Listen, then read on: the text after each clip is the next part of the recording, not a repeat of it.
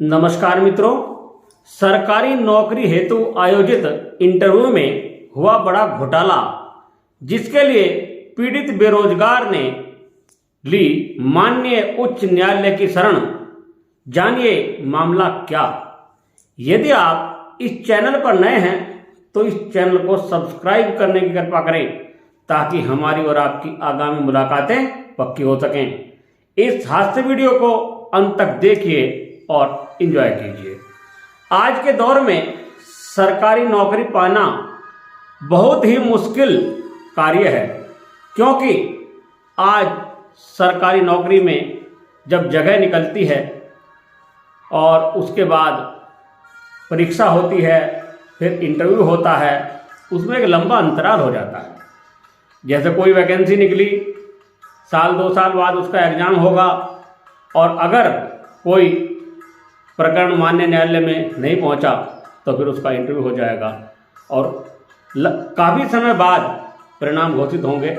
और जो पात्र कैंडिडेट होते हैं उनको नौकरी लग जाती है, और जो अपात्र कैंडिडेट होते हैं उनको 4 साल बाद 5 साल बाद पता चलता है कि वह नौकरी आपकी किस्मत में नहीं थी। ये एक विडंबना है।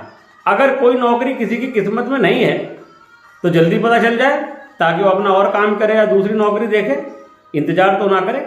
ऐसे ही एक बार किसी विभाग में, सरकारी विभाग में एक पद के लिए विज्ञापन प्रकाशित हुआ, जिसमें लिखा था पदों की संख्या 1। उस एक पद के सापेक्ष आवेदन प्राप्त हुए आवेदन पत्र 1070, और लगभग साल भर के बाद लिखित परीक्षा हुई।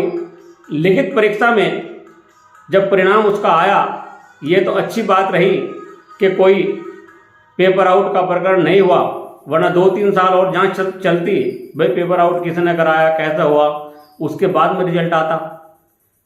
तो जब रिजल्ट आया, रिजल्ट में देखा कि 2 अभ्यर्थियों का चयन हो गया है और इनको इंटरव्यू के लिए बुलाया गया।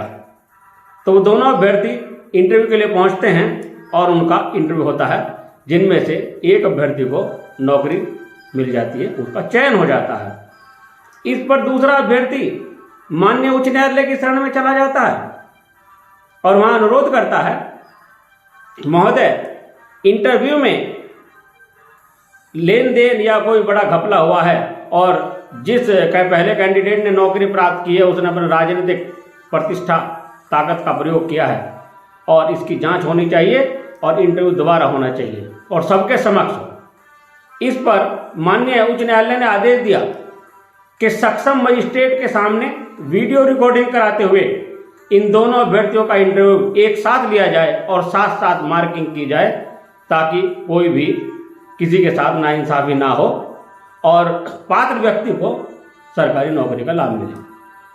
तो आदेश, माननीय उच्च न्यायालय के आदेश के अनुपालन में दोबारा इंटरव्यू हुआ, जिसमें सक्षम मजिस्ट्रेट भी उपस्थित रहे, वीडियो रिकॉर्डिंग भी हुई। तो पहले कैंडिडेट से, जो सिलेक्टेड कैंडिडेट थे, उनसे सवाल पूछे गए और साथ साथ ही दूसरे अभ्यर्थी से भी सवाल पूछे गए।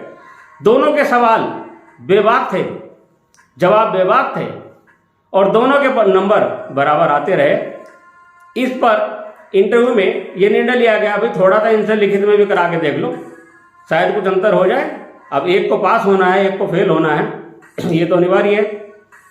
तो दोबारा दोनों कैंडिडेट में पहले अभ्यर्थी को बोला गया कि आप लिखें ऐसे अकबर, फिर दूसरे कैंडिडेट को बोला गया आप लिखें ऐसे अलाउद्दीन खिलजी। दोनों का रिजल्ट देखा गया, जवाब बिल्कुल सही। फिर दूसरा सवाल दोनों को दिया गया, पहले कैंडिडेट को दिया गया कि आप लिखें कैसे कबूतर आ आ आ, और दूसरे कैंडिडेट को दिया गया आप लिखें कैसे कबूतर। दूसरा कैंडिडेट फेल हो गया और पहले कैंडिडेट को ही नौकरी दे दी गई।